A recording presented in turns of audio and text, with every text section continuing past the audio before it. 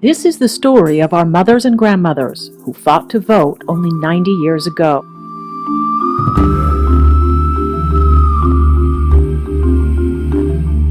The fact is, it wasn't until 1920 that women gained the right to go to the polls and vote, after a difficult and hard-fought battle.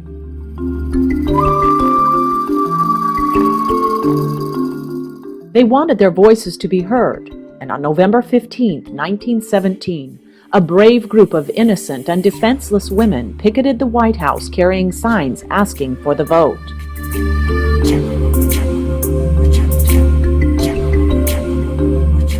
But by the end of the night, they were arrested and jailed, and eventually transferred to an abandoned workhouse located in Virginia, where many would barely survive.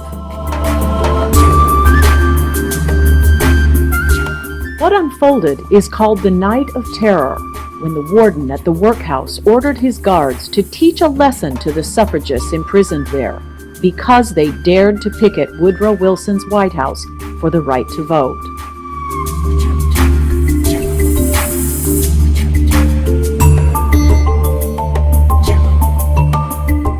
"40 prison guards wielding clubs and their warden's blessing went on a rampage against the 33 women charged with obstructing sidewalk traffic.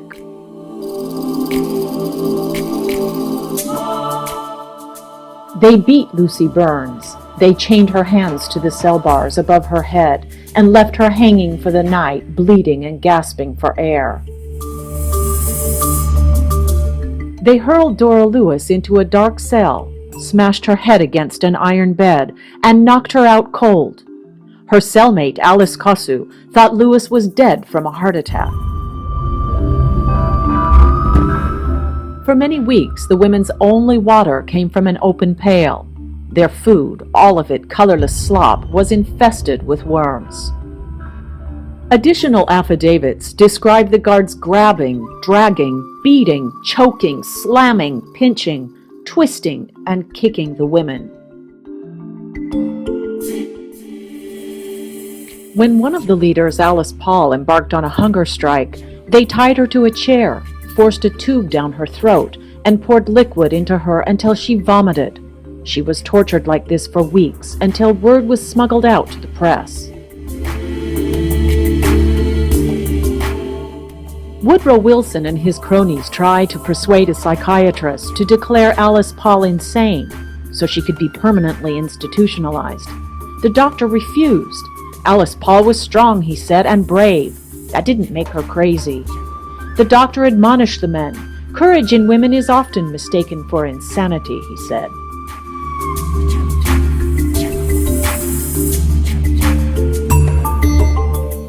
This is a real depiction of the battle these women waged so that other women can pull the curtain at the polling booth and have their say.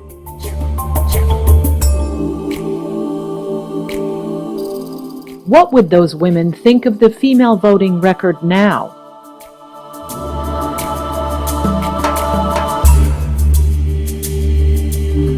If you think that voting is more of a burden than a privilege, if you think it's too much trouble and you don't have time, if you think that someone else should make your choices for you, maybe you should look these women in the eyes and tell them why.